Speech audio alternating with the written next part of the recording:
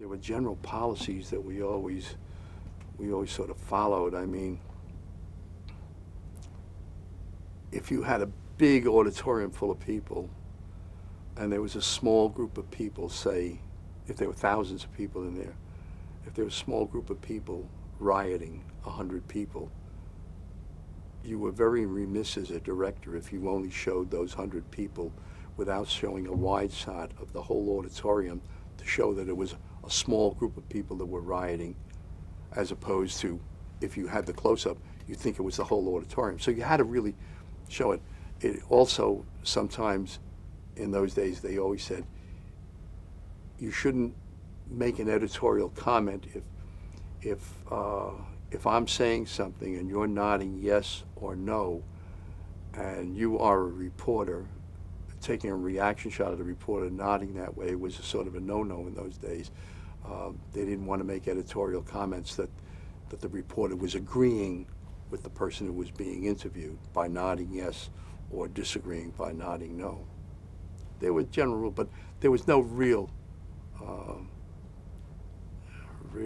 direction, if you will, from NBC brass.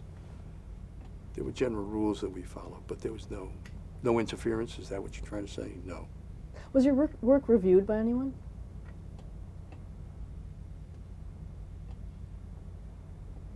Not really. I mean, if you didn't do a good show, they'd let you know about it. If you did a good show, they'd let you know about it. And hopefully you did more good shows than you did bad shows. And, you know, when you're doing special events, a director does a dramatic show.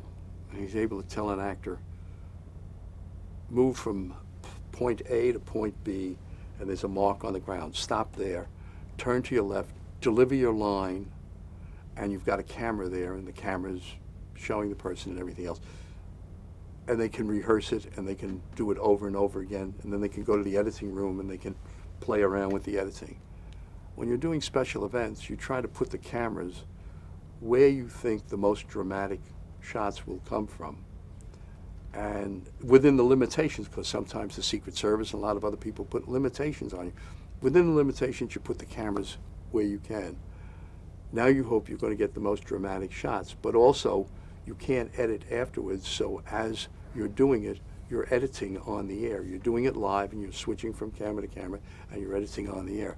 So I think it's certainly a different talent than what, say, episodic dramatic directors do, and what we do are different talents.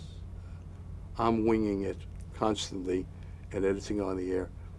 They have, I think, the luxury of rehearsing it over and over, doing many takes and editing later.